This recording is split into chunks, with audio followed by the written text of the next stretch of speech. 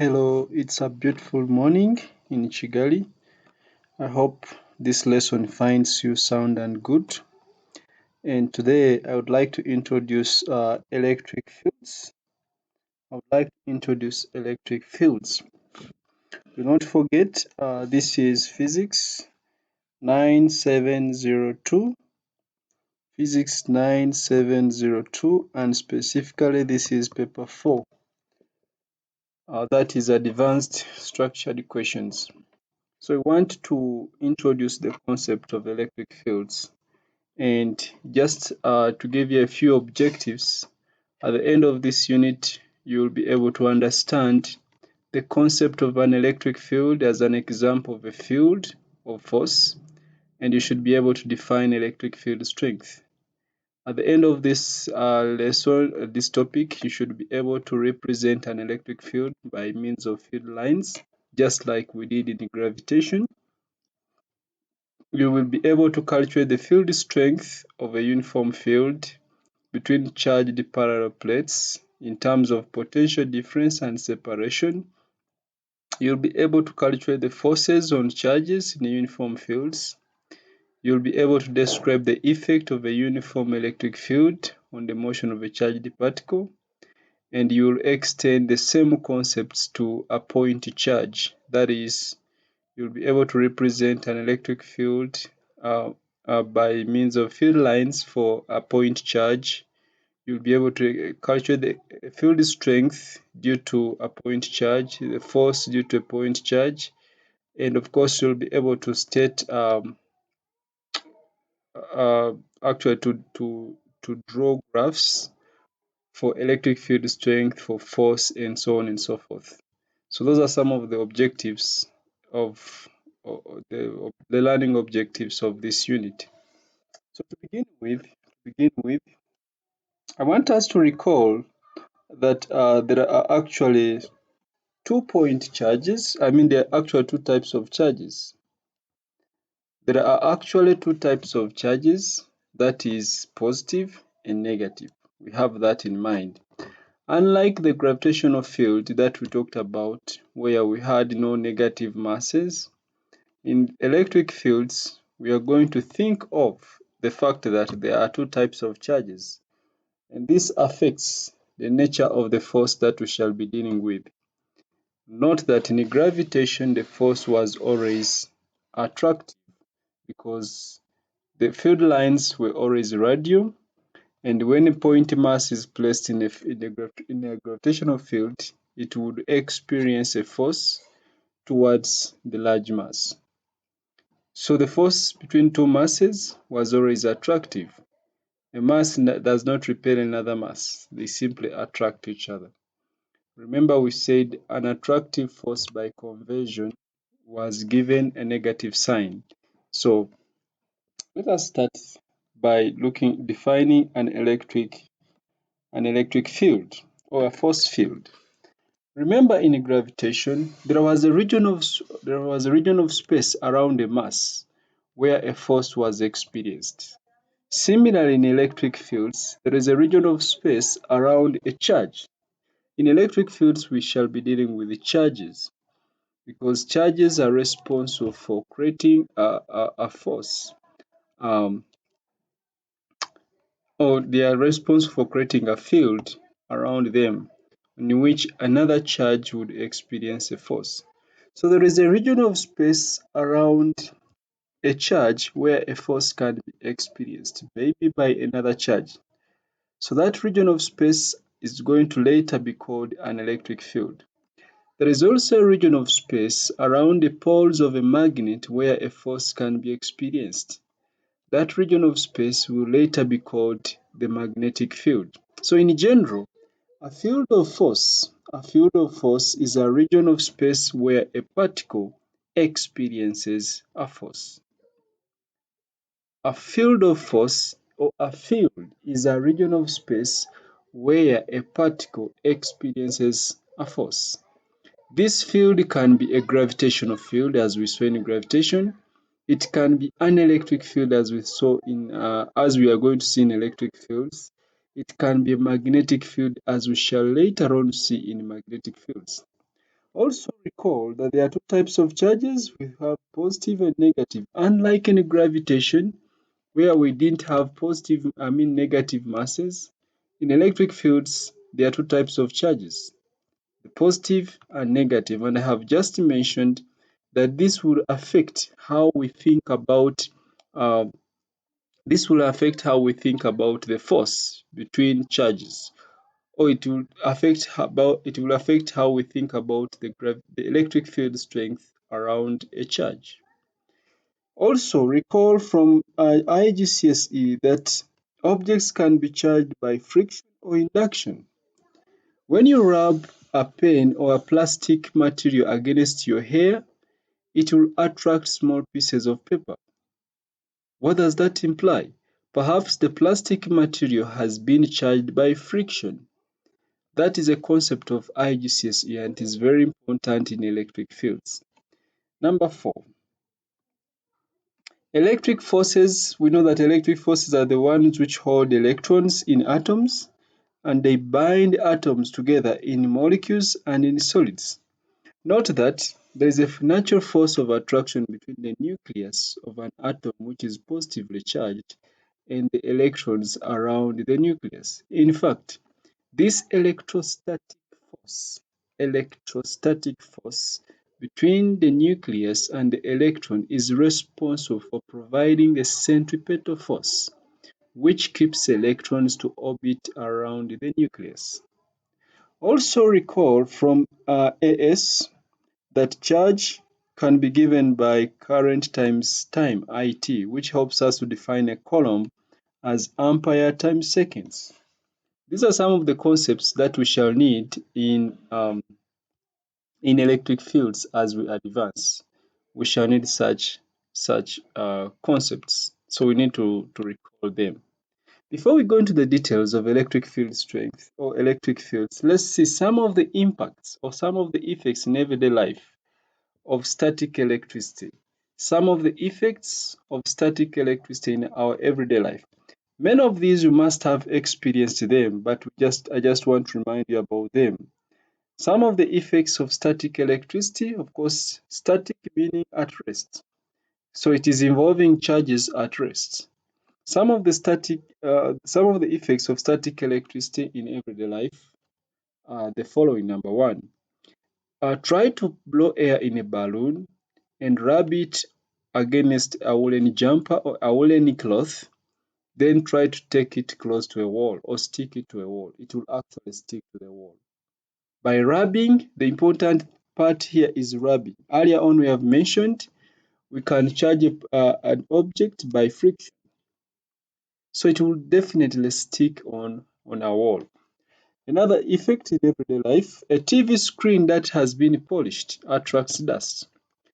If you live in a dusty area and you wake up one morning and try to polish the TV screen, instead you'll find that you will have attracted more dust.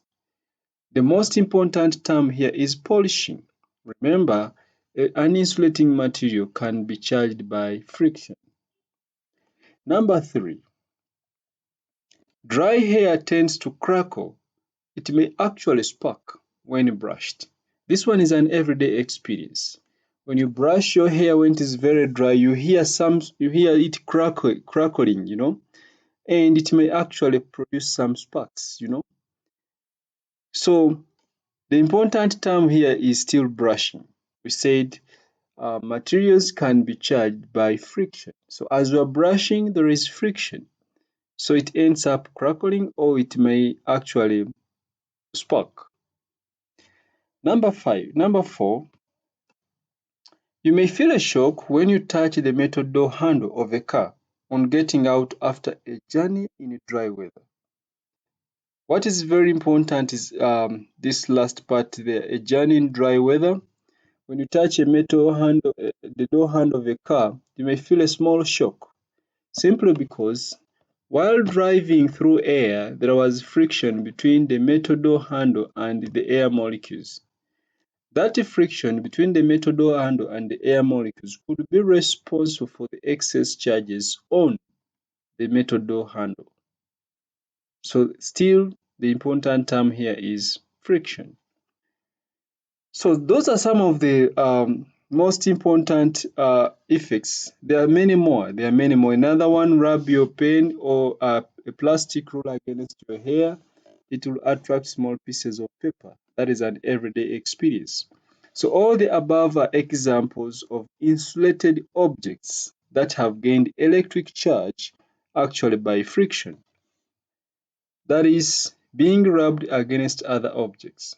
So we are saying that insulators that are charged by friction will end up attracting other objects. That is obvious. That's why you see a a balloon rubbed on a woolen jumper is sticking on the wall. A pen rubbed against your hair attracts small pieces of paper. So these are some of the effects that we are referring to as everyday effects of static electricity. Everyday effects of static electricity. I want you to recall before we advance. I want you to recall a very important points. Some of the points we need to recall here. Number one, recall from IGCSE that like charges repel, unlike charges attract. I think that is the law of charges. Of course, it's true that like charges repel and unlike charges attract. So when I have a positive charge and a positive charge, I expect them to repel. However, this law will not tell me by what force do they repel each other. And later on, another concept will help us to tell the magnitude of that force that they would repel each other with. But we know that like charges repel, unlike charges attract. That is a common law of charges. Also, I want you to recall that if one object acquires a positive charge, then an equal amount of negative charge will be found in neighboring areas or objects. What does that mean? If I have if I have let's say if I have a glass rod and I rub it against silk or a silk material, the glass rod may gain excess positive charges, so we say it is positively charged. That means the silk, which is somewhere there, must have gained an equal but opposite negatively charged or negative charges. So what I'm saying is that whenever two objects are rubbed together, if one acquires a positive charge, the other acquires an equal but opposite charge. In other words, the other acquires a negative charge. So when I surprisingly, when this rod material is brought close to small pieces of paper, the rod material will be able to attract small pieces of paper. The question is, why does the glass rod which has been charged positive, attract small pieces of paper when it is brought close to small pieces of paper? When the rod is brought close, when the rod which is positively charged is brought close to a small piece of paper, what happens? It induces negative charges. It induces negative charges onto this small piece of paper. And since unlike charges attract, then the rod will therefore definitely attract the small piece of paper. The rod is charged by rubbing it against silk. It becomes positively charged. It is brought close to small pieces of paper. It induces a negative charge on the small piece of paper. Therefore, since unlike charges attract, the small piece of paper moves towards the rod, or it is attracted by the rod. So if one object acquires a positive charge, the other acquires an equal but opposite or acquires an equal but negative charge.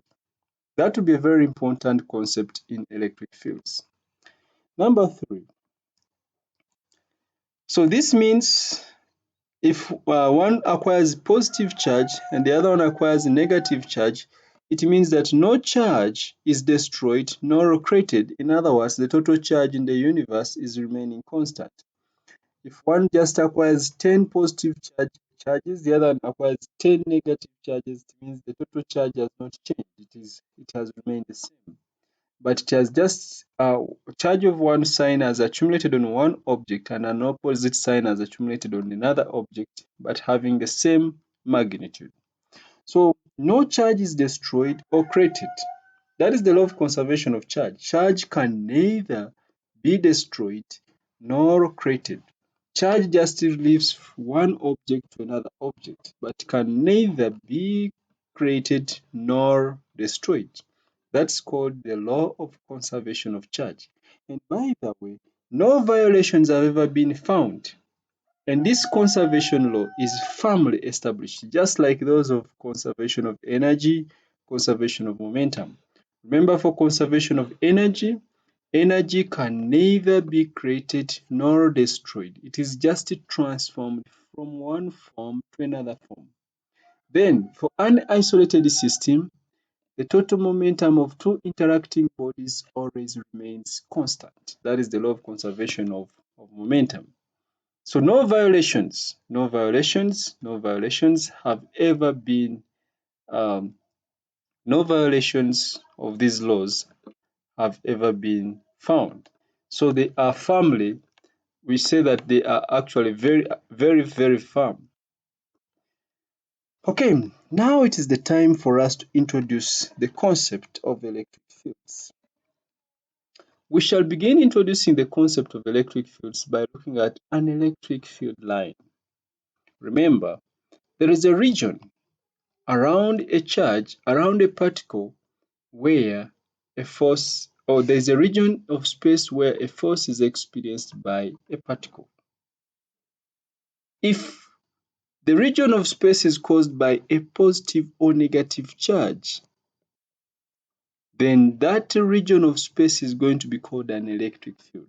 So a charged particle experiences a force in an electric field. What is an electric field? An electric field is a region of space within which an electric charge experiences a force. That region around an electric charge in which a force can be experienced is still called an electric field. Remember, we started with a force field, which was general, and taking into account of gravitational field, electric field, and magnetic field. Now we are specific so that we concentrate on electric fields. There is that region of space around a charge where a force is experienced, or a region of space within which an electric charge experiences a force is what we call an electric field. A region of space where a force can be experienced due to an electric charge is what we call an electric field. By the way, electric fields are invisible. We can't see them. All you can see is maybe if we have two charged objects, let's say spheres brought close to each other. If they are like charges, you see them repelling, but you cannot see the electric field around the charges. So we normally represent electric fields by what we call electric field lines or lines of force. These lines give us an impression of the direction of the field, so that when we are working with electric fields, we think of, or we can estimate the most likely direction of movement of a charged particle placed in the field. So we represent electric fields with field lines. This is because the electric fields themselves are invisible. So the electric field lines are actually imaginary. These are imaginary lines which we normally use to visualize the strength, just like we saw in gravitation. These also help us to visualize the strength and perhaps the direction of an electric field. So we use the field lines to visualize the strength and the direction of the electric field, just like we saw in gravitation. And remember, in gravitation, the direction of the field lines was actually the direction in which a mass would move if placed in the gravitational field. Similarly here, the direction of the field lines will actually be the direction in which a positive charge, I'm mentioning positive, and I'll mention positive many times in electric fields, a positive charge. So the direction of the field lines will actually give us the direction of the direction in which a positive charge would move if it were placed in an electric field. So they tell us the strength. How do they tell us the strength? Later on we shall see that the distance between the field lines give us an impression of how strong the field is. The smaller the distance or the closer the field lines, the stronger the field or the greater the field strength. So the field lines give us two important things, the strength of the field and the direction. So we can define an electric field line, or we can define electric field lines as the direction in which a positive charge would move if it were free to do so. The electric field line gives the direction in which a positive charge, a unity positive charge, would move if it were free to do so. We can define an electric field line as the direction in which a positive charge would move if it were free to do so. Why not a negative charge? We shall see why not a negative charge. So this implies that the lines of force are drawn with arrows that go from positive to negative. If the electric field lines indicate the direction in which a positive charge would move, if it is free to do so, it makes sense that the lines of force or the lines originate from positive to negative. A positive charge would move away from a positive charge. A positive charge would move towards a negative charge. So the field lines originate from a positive charge to a negative charge. Remember, the density or the number of field lines, the density of the electric field lines determines how strong the field is. When I talk about the density, that is the number of field lines per unit area or per unit volume if you wish.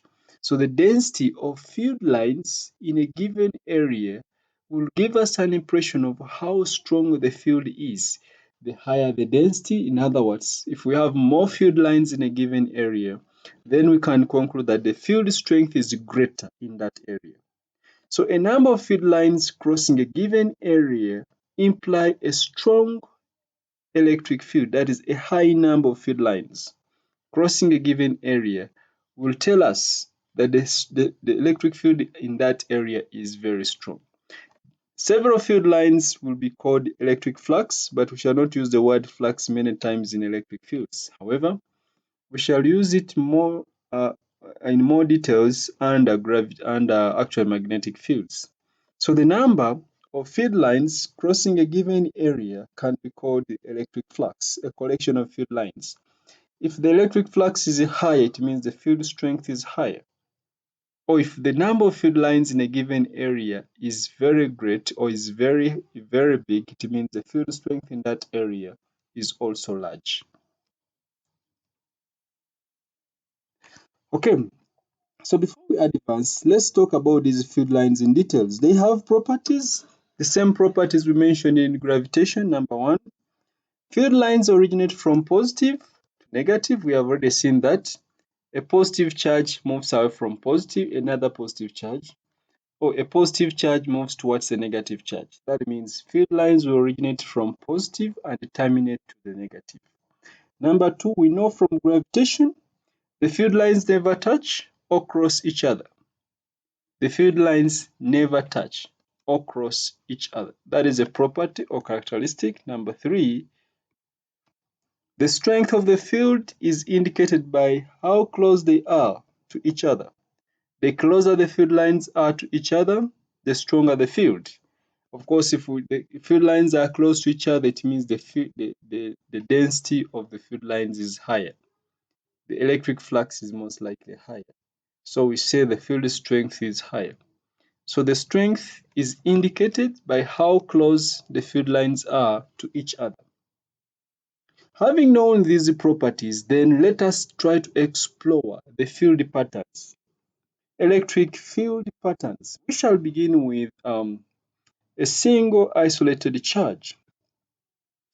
If we have a positive charge, we have already mentioned that field lines originate from positive to negative. Therefore, it is correct for me to draw these field lines leaving the positive charge. I have considered a spherical charge, and you notice that the field lines are radial, or they are appearing as if they are coming from the center. We shall talk about that in more details. So for an isolated positive charge, the field lines point away from the charge because field lines originate from positive and terminate to the negative.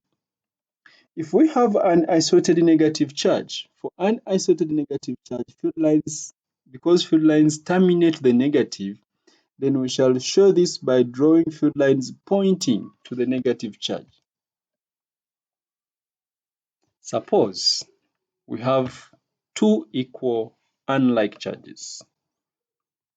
Two equal but unlike charges.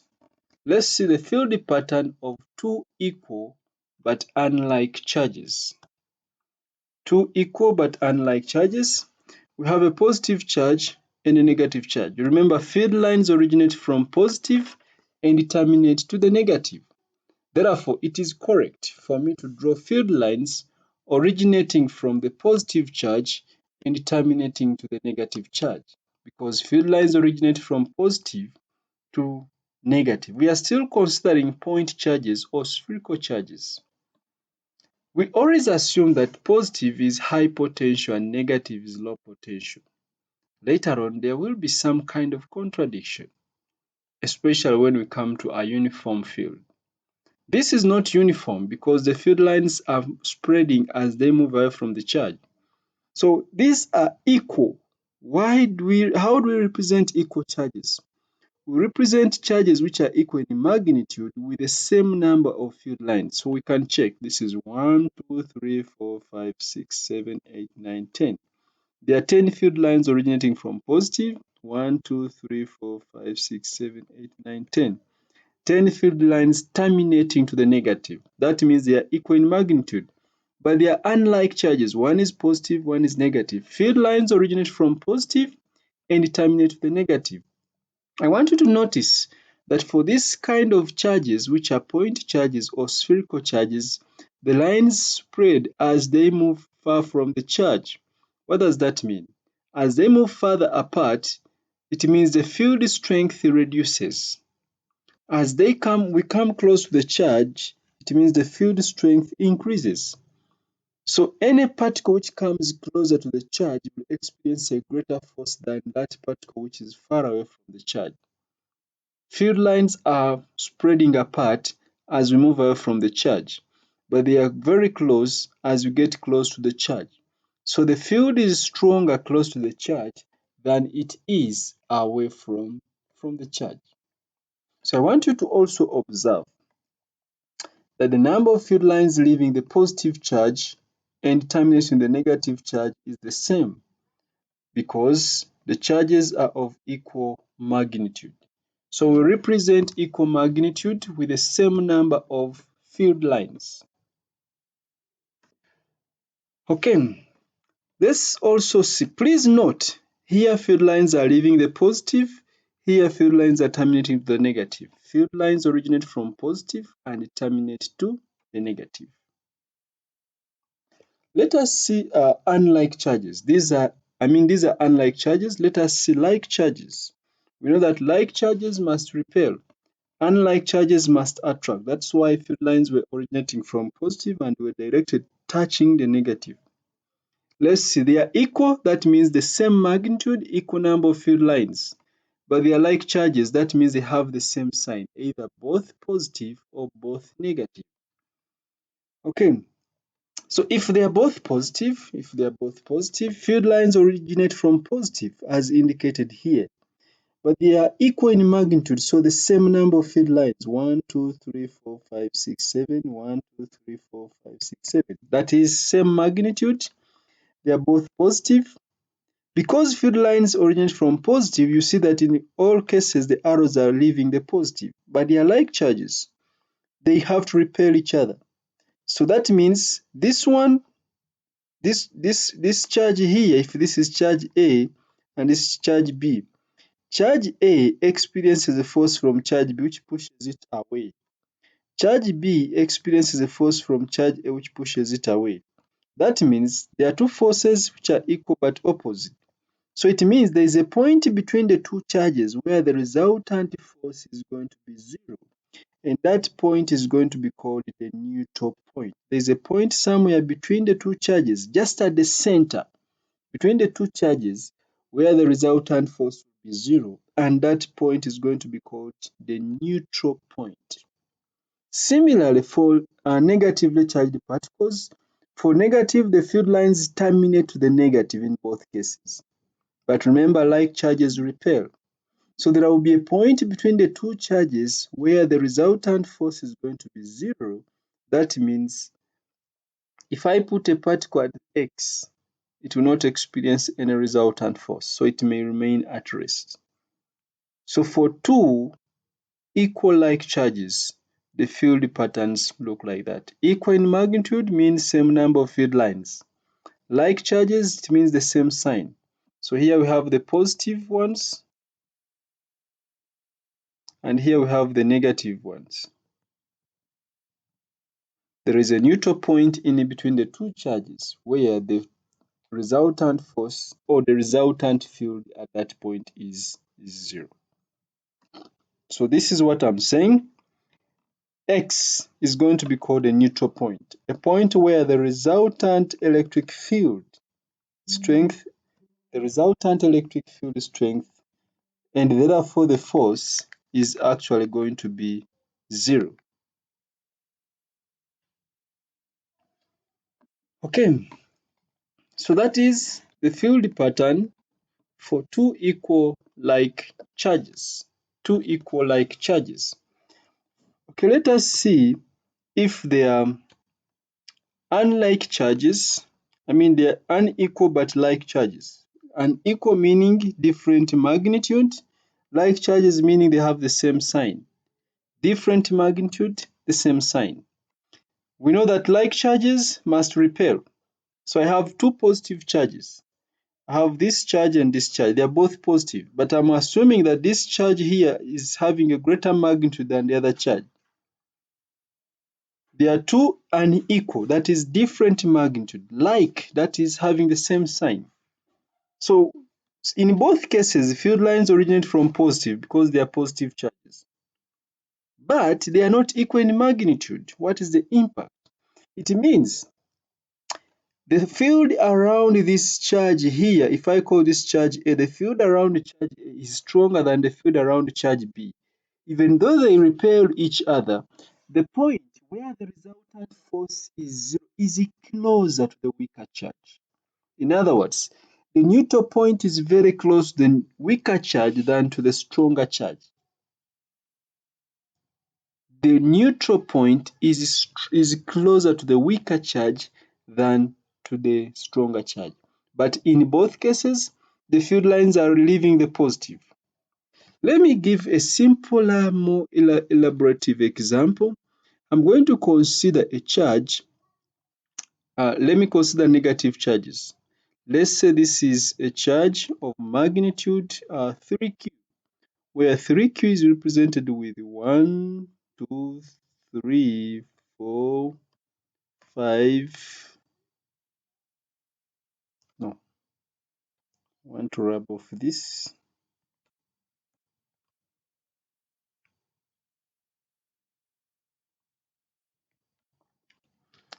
So I'm going to have two charges which are not like charge, which are like charges, both negative.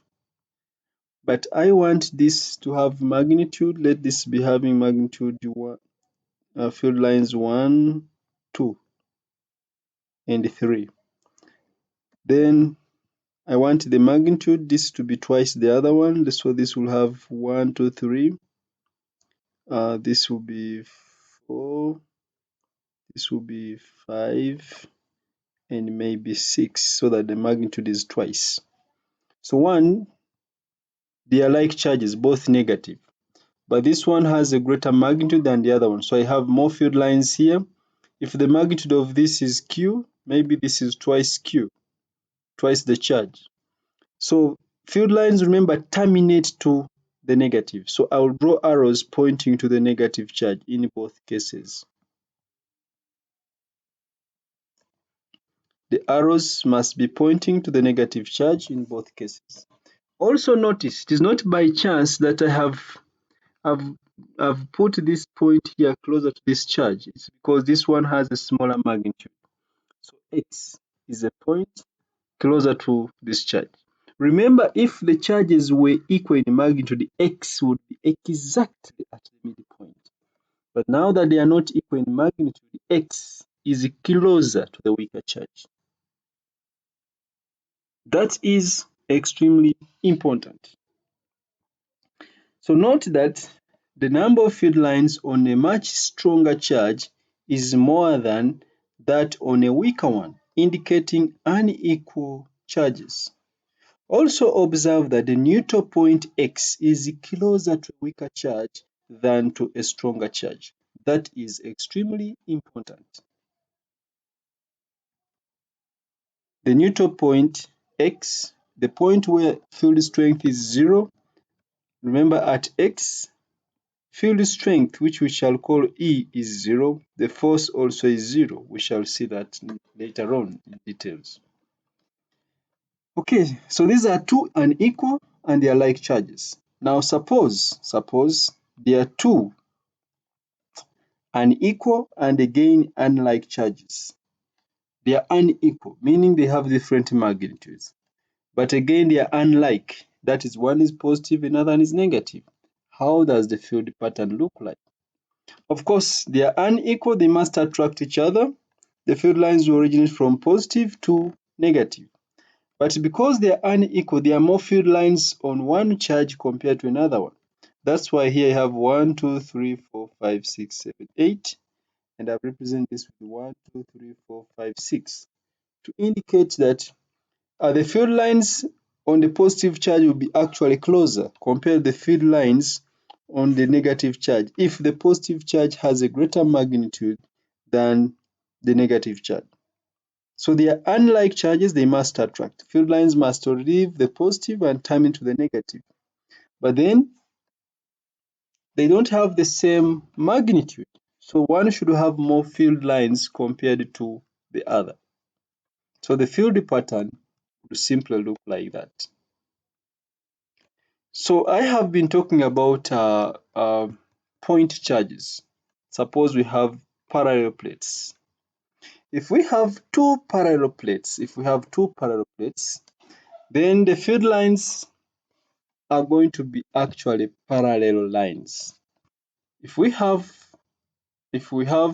parallel plates, the field lines are simply parallel to parallel lines.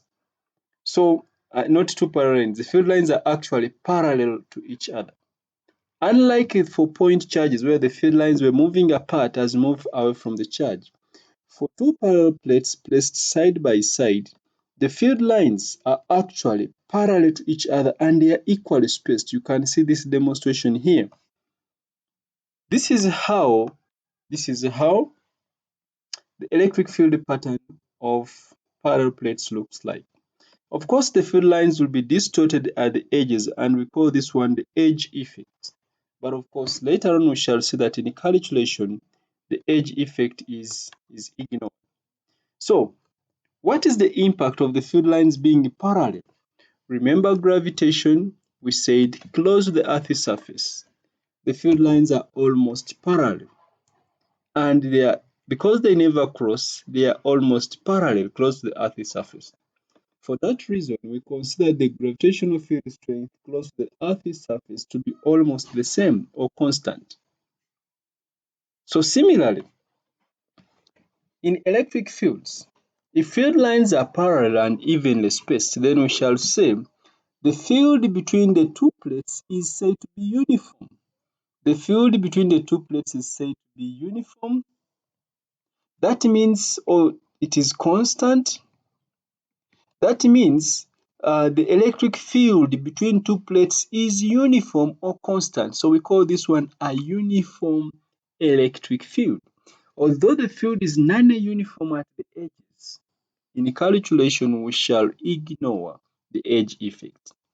But even though the field lines still originate from positive to negative, the field lines still originate from positive to negative. We are only assuming that positive is at high potential and negative is at low potential. But a similar observation would also be made if we had two positive plates.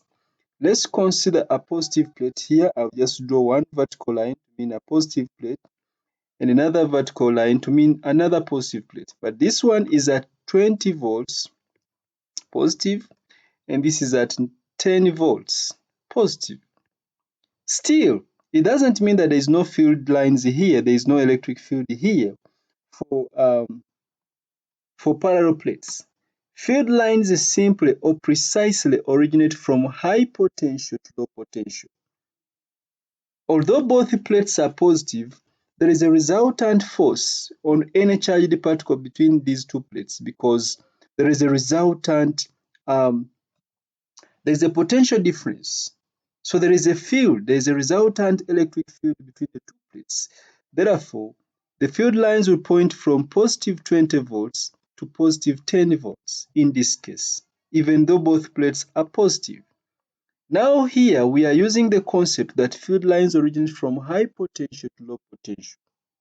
Similarly, if we had two plates, both negative, let's say this is negative 10 volts and the other one is negative 2 volts. Field lines originate from high potential to low potential. Remember, I want you to remember that negative 2 is greater than negative 10. So field lines will be will be parallel to each other and originating from negative 2 to positive negative 10 volts. High potential to low potential. The same thing would be obtained if we had two parallel plates, one which is earthed, one is connected to the earth or it is earth, that is, it is at zero potential. Because it's connected to the earth, is at zero potential and 0 volts. And the other plate is maybe at negative 2 volts. You know, 0 volts is greater than negative 2 volts. That means field lines will originate from 0 volts and they will be pointing to negative 2 volts. High potential to low potential. High potential to low potential. High potential to low potential. If one plate was positive, I want to exhaust this. If one plate was at positive potential, let's say positive 1 volt, and another plate was also earthed. Of course, positive 1 volts is greater than positive 1 volts is greater than the one which is at earth potential, which is 0 volts. Field lines originate from high potential to low potential.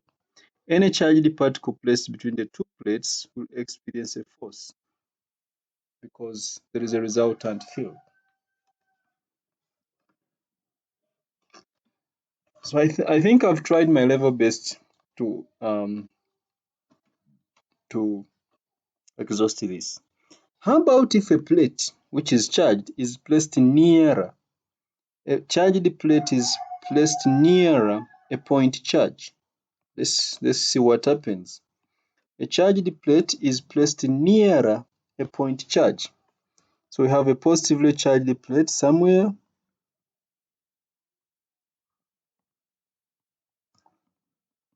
and we have a point charge somewhere. Let's say it is negatively charged. Of course, now we cannot have parallel field lines here because the other one is a point charge, the other one is a plate. But still, field lines will originate from high potential to low potential. So field lines originate from our plate. They will originate from our plate to the negative charge, just like that.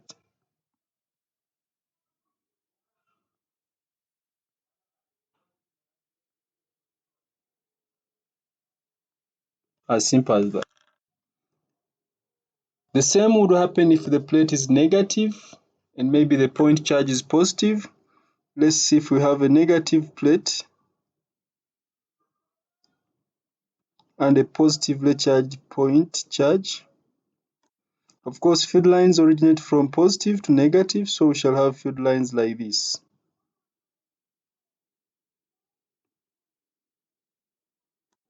And so on and so forth. As an assignment, think about what would happen or how would the field pattern look like if you have a positively charged plate placed next to a positively charged point charge. Think of how the field lines would look like. So from all that we have discussed, I want you to must have noticed the following. Number one,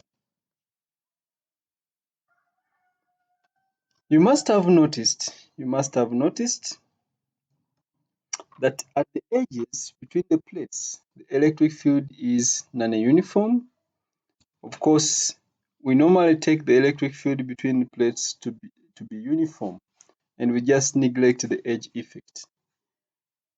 So what we mean by a uniform electric field is one in which the field strength is the same or has the same magnitude and will have the same direction at all points. Note that the field lines have been demonstrated to be parallel and equally spaced or evenly spaced. A uniform field, the field strength E, we shall use capital E for field strength later on. E is the same and in the same direction at all points. The field lines are drawn to be parallel to each other and they are normally equally spaced. Equally spaced. Equally spaced. Parallel to each other. Equally spaced. The force on a charged body in an electric field depends on the body, depends on the charge on the body, and also depends on the field strength. So the force which a body experiences when placed in an electric field will depend on the body's charge. It will also depend on the field strength, the field strength or the field strength around the charge. That is very important. Number 5. The strength of the electric field is indicated by how close the field lines are to one another. That one we have now mastered it. The strength is depending on how close the field lines are to one another or to each other. And lastly, we have already seen that the field lines must always point towards the lower potential. That is, the field lines point from or originate from high potential to low potential. Even though with the point charges, we have seen that the field lines originate from positive to negative. We have seen with the plates that there's a possibility that we could have two parallel plates. As long as they have different potentials, the field lines originate from high potential and terminate to lower potential. Self-check. Self-check exercise. Draw the electric field pattern due to positively charged plate placed next to a negative point charge. Between a positive 20 volts and a positive 10 volts plates. Between a negative 10 volts plate and another plate which is earthed. And number 2, the figure below shows the field pattern of a charge with a magnitude Q. Draw the field pattern for a charge of magnitude 3Q. Remember we said the strength of the strength of a field is represented by field lines, how close they are to each other. Now if one has magnitude Q, another one has magnitude 3Q. So if magnitude Q is represented by 1, 2, 3, 4 lines, field lines, then you should be able to make a judgment for magnitude 3Q. Okay, let's move to the electric field strength or electric field intensity.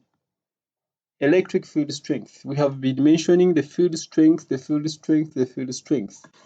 The region of space around a charge Where a particle experiences a force is the electric field.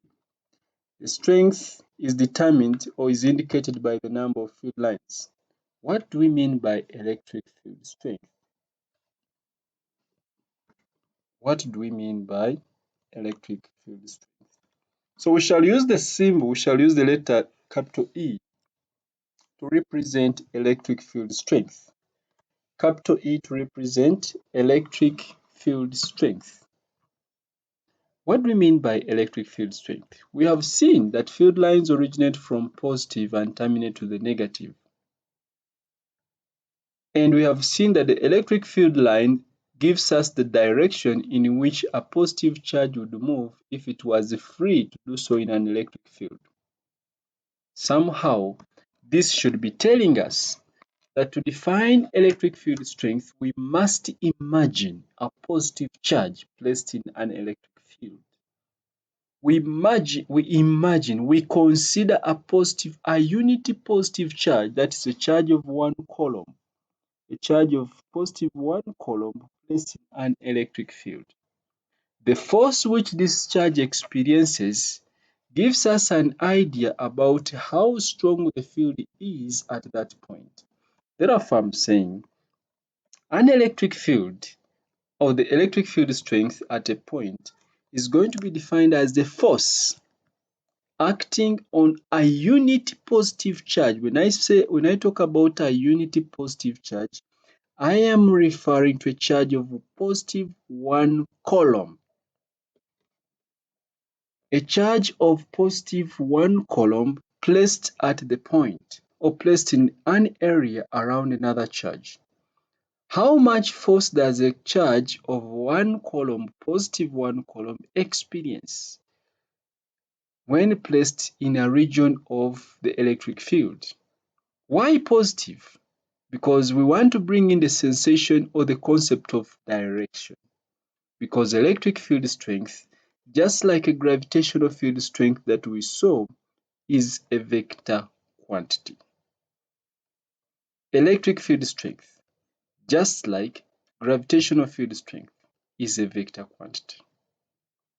The direction in which a positive charge would move if it were free to do so will actually be the same as the direction of the electric field. Note that a negative charge moves in the opposite direction to the electric field. A negative charge moves in the opposite direction to the electric field. That's why we use the positive charge to tell the direction of the electric field, because a positive charge moves in the same direction as the electric field. So I am saying, to define an electric field, we always imagine a positive test charge. Remember, it is a charge of one coulomb, which is placed in the field. All we need is to measure the electric force it experiences or it feels. So if I have a uniform electric field as shown here, and I introduce a positive charge of one coulomb in the field, all I need is to measure the force it experiences. And the force it experiences will give me an impression of, or it will give me an idea about the strength of the field. Here I have considered a parallel field, parallel field lines, meaning that the field here is uniform. That means the force which this charge will experience at any point will remain actually the same for a uniform field. So in other words, we are saying the electric field strength is going to be defined as the force acting on a unit positive charge. In other words, E will be therefore given as F over Q. E will be given as F divided by Q, where Q will be the charge placed in the field. Q will be the charge placed in the field. Points to note: be careful, do not confuse the symbol E for electric field strength and E for energy. That is very important. Also, I want you to note that the field intensity is a vector quantity, or the field strength is a vector quantity, just like the gravitational field strength. its magnitude is always accompanied by direction, although many times in some calculations the direction will not be mentioned, but have that in mind that being a vector quantity, sometimes its magnitude is accompanied by direction. Number 3, because force is in newtons and charge is in coulombs, the unit newtons per coulomb could appear many times for electric field strength. But of course, later on, for a uniform field, we shall also see that the units volts per meter would not be avoided. The units volts per meter also appear. Okay, let us see the relationship between E and V. We are now moving to the uniform field between two parallel plates. V and E, the relationship between E and V. Number 1, I want you to recall that a uniform electric field is where the electric field strength is the same at all points and in the same direction. The field lines are parallel and equally spaced. What does that mean? If E is the same, and we have seen that E in the previous case is force acting on the unit charge, on a charge. If E is the same and the charge has not changed, it means the force is the same. So it means the force experienced by the charge at the same at any point is going to be the same. No matter where the charge is placed, the force experienced will be the same in the field. So let us consider two parallel plates which are placed a distance d apart. We are going to introduce a positive charge plus q in the uniform field between the plates. And our task will be to establish the force acting on this charge. So I am assuming, let us assume this charge has left plate A. I will call this one plate A and I will call this one plate B. The distance between the two plates is D. The potential difference between the plates is V. I want you to first of all recall that field lines originate from high potential to low potential. So the field lines are in that direction.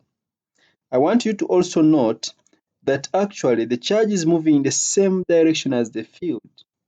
So it means when the charge moves in the same direction as the field, it instead loses potential energy.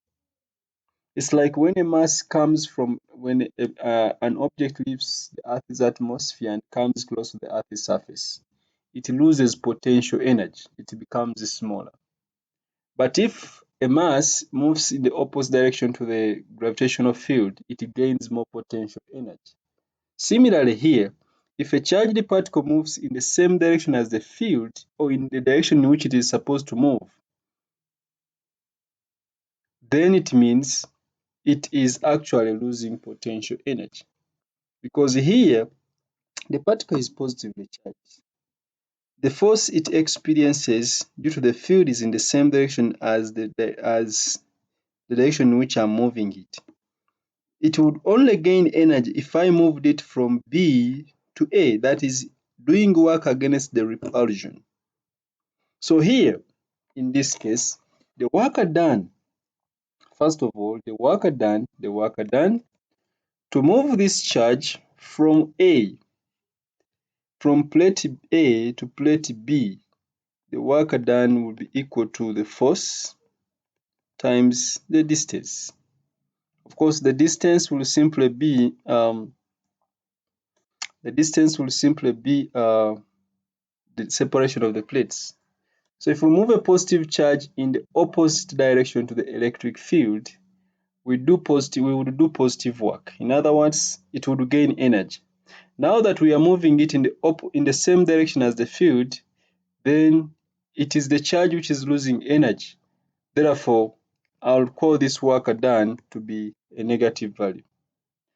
So we know that electric field strength also has been defined as the force acting on a unit positive charge.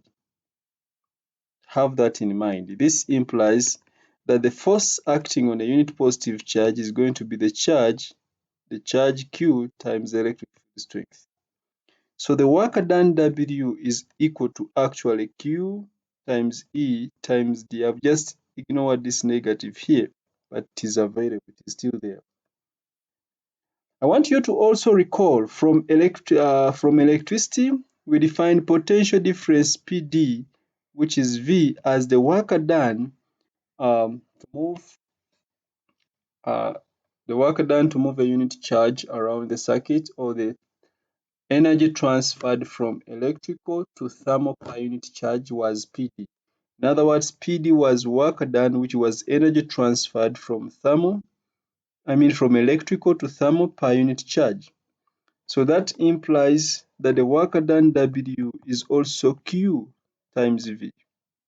If I equate these two expressions, so I have that Q E times D is the same as Q times V, and the Q cancels out.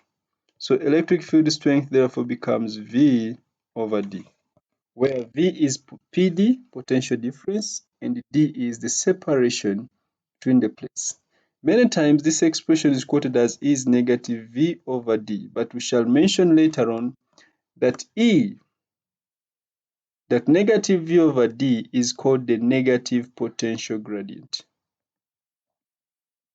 Negative potential gradient. Negative potential gradient. So many times you'll see the relationship between E and potential is that E is equal to the negative potential gradient. Electric field strength is the negative potential gradient. It's at this point that a new unit should now be called back, and this is V in volts and D in meters. So E could have the units as volts per meter. E could have units as volts per meter. So I want you to now note the following. You must have noted the following. Number one,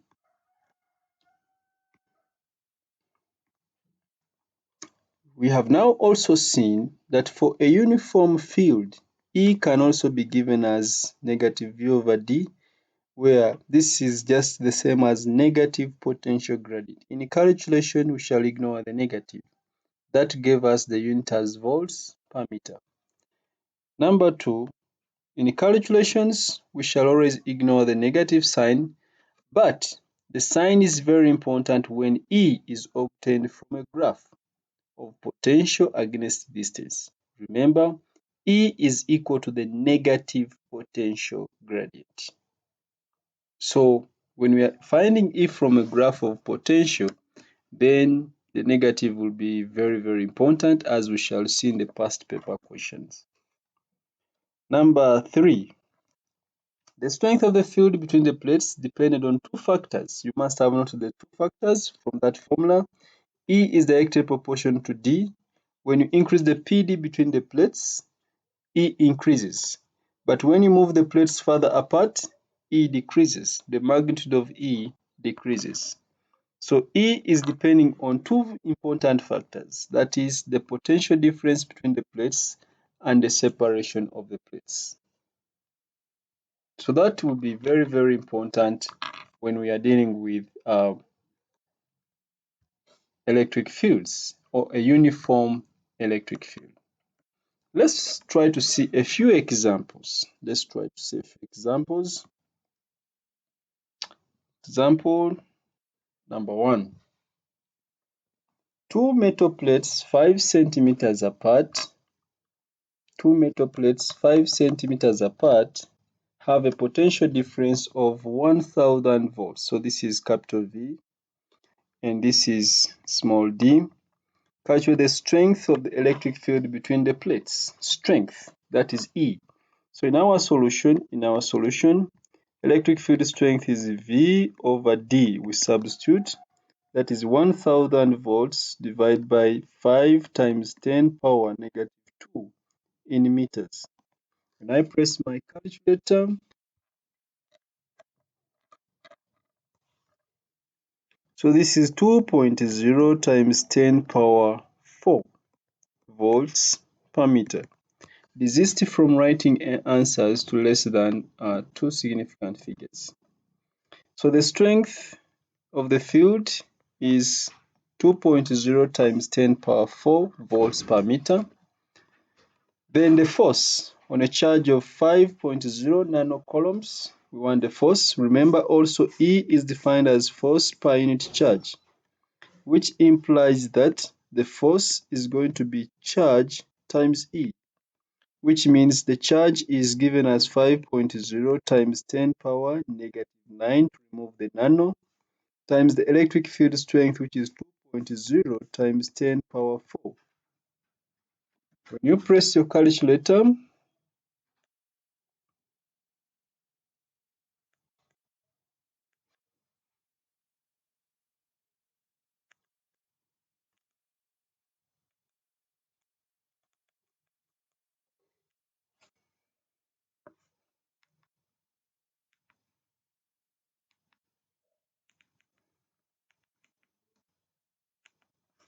so from my calculator, this is giving me 1.0 times 10 power 4 newtons. That is example number 1. Number 2,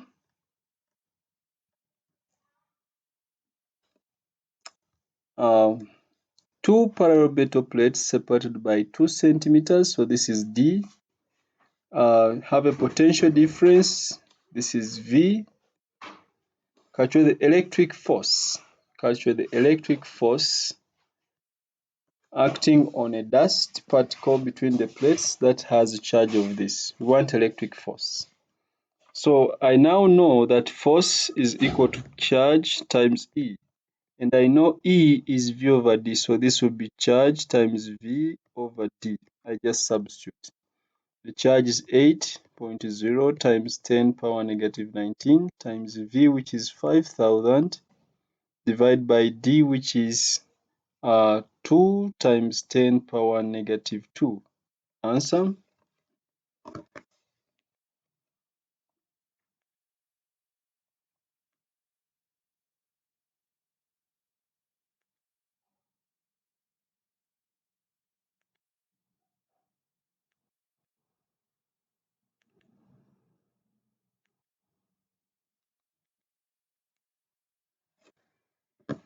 So this gives me 2.0 times 10 power negative 13 newtons as the electric field strength. Okay. The remaining questions, I know you can attempt them. I'll just give you a hint. Calculate the electric field strength at a point where a charge 20 millicoulombs, milli is times 10 power negative 3, experiences a force vertically downwards. The force is given as 150 newtons. You just substitute.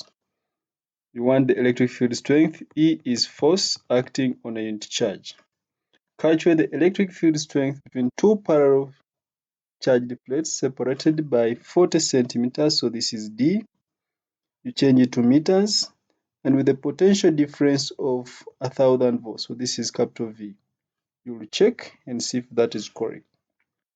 An electron is situated in a uniform electric field. The electric force that acts on it is, so this is the force. What is the strength of the electric field? So we want to find capital E, where this is the charge. Remember, capital E is simply equal to force over charge. So just verify and see the answer if that is correct. Next, find the electric field intensity, that is E, between the plates. So E is equal to V over D. V is 100 minus 0, that is 100. D is 10 times 10 power negative 2. You just press your calculator and you get your answer there. Just press your calculator and get your answer. And I think that is 1000 volts per meter. Number 8, between two parallel plates 10 centimeters apart is an electric field 300 volts per meter. So they have given us D, they have given us E. Calculate the voltage between them. just E is V over D, that one is fine. Calculate the work of an electric force applied to an electron to move from one plate to another. Remember, work done is force times distance. But remember, force is charge times E. And remember, E is V over D. So work done therefore becomes force, which is Q V over D times D, and D cancels. In other words, work done is simply charge times V. As simple as that. V is given, or we have the Q, we have got the V here, so we can find the work done. Or you could use work done is Q times E if you want to use that value of E, but it's the same thing. Okay, so you will complete that. In the figure, two parallel plates are shown separated by 25 centimeters. So this is D. Copy the diagram and draw field lines to represent the field between the plates. Copy the diagram and draw field lines to represent the field between the plates. Remember, field lines originate from high potential to low potential. So the field lines are going to be leaving 2 to 0 because they originate from high potential to low potential. I think that is obvious. That is fine. What is the potential difference between points A and B? This is at 0 potential. This is at 2 kilovolts. So just subtract. What is the electric field strength at C and at D? Remember, the teacher has just said that the field lines, the teacher has just said that actually,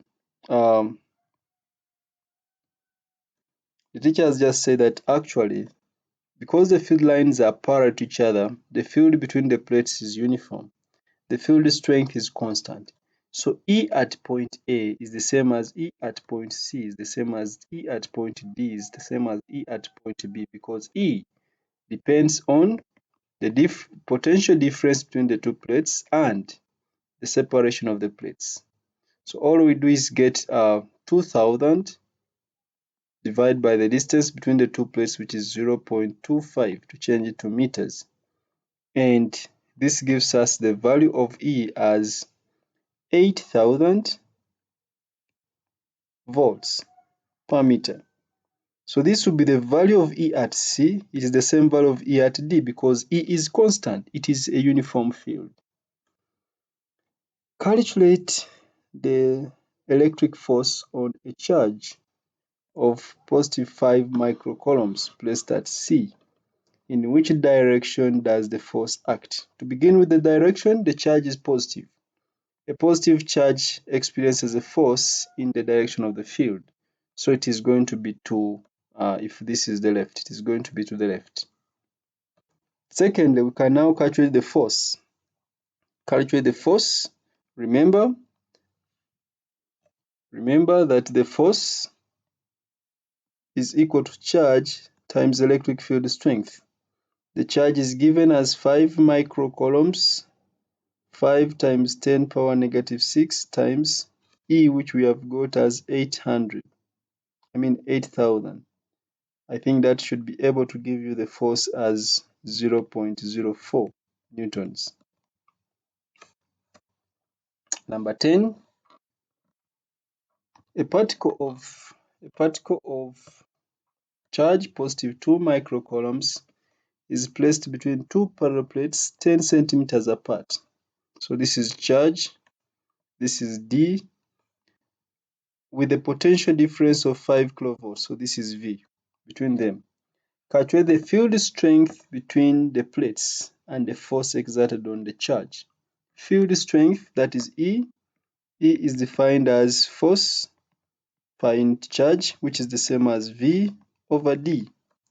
V is 5000, D is 0.1, and this gives you 5.0 times 10 power 4 volts per meter. That is E. And then the force. Remember, force is equal to charge times E. The charge is 2 times 10 power negative 6, then times E, which is 5 times 10 power 4. That gives us 0.10 newtons. So that will be the force. Okay, let's continue with these examples and we finish them. A glass robe rubbed with silk becomes positively charged. Explain what has happened to the glass. Of course, if it becomes positively charged, it means it has acquired more positive charges than negative charges. That's why it is positively charged. But then explain also why the charged rod is able to attract small pieces of paper.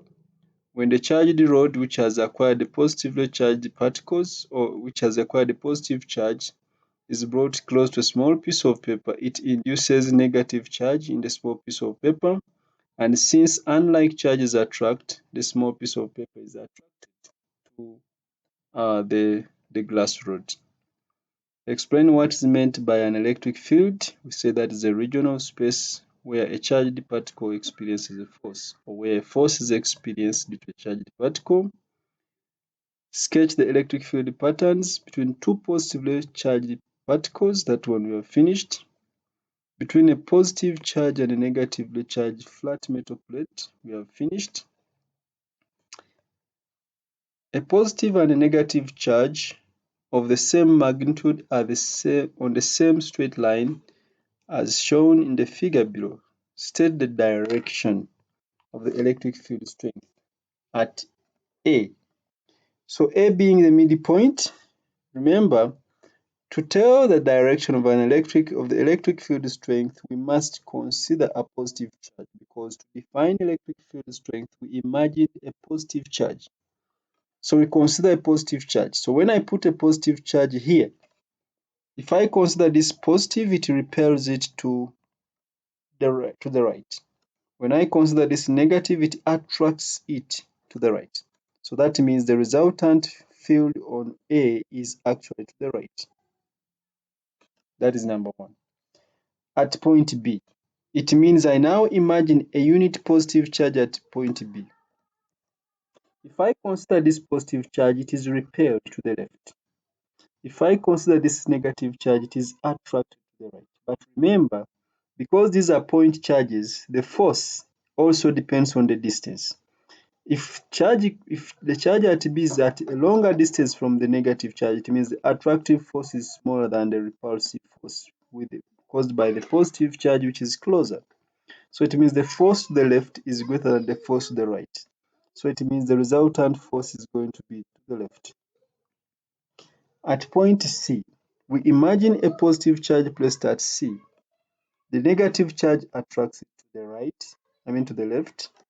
The positive charge caused by this charge repels it to the right. But note that the charge which is pulling it to the left is greater than the charge which is pushing it to the right. That means the resultant is still to the left. Then at D, if D is just above A, considering this positive charge, this one repels it in that direction. Considering the negative charge, this one attracts it in that direction. So the resultant, by vector methods, the resultant of the two must be to the right. This is going to be the resultant. This one repels it. We imagine a positive charge there. This one repels it in that direction. This one attracts it in that direction. So the resultant will be in that direction. So still this is to the right. Okay, last example. Two metal plates 15 millimeters apart have a potential difference of 750 volts. So this is capital V. Between them, the force on a small charged sphere placed between the plates is that. So that is the force. Calculate the strength of the electric field between the plates. Just to give a hint, E is going to be V over D.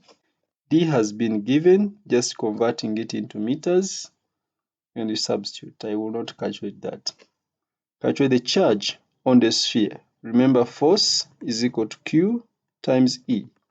That means if I have E from part A, then Q will be equal to the force given over E. As simple as that. So that marks, that is actually a good introduction into, or a good um, introduction into electric fields. So I beg to stop here for electric fields 1, and we shall pick up from here in our next lesson. Have a good day and see you. Bye bye.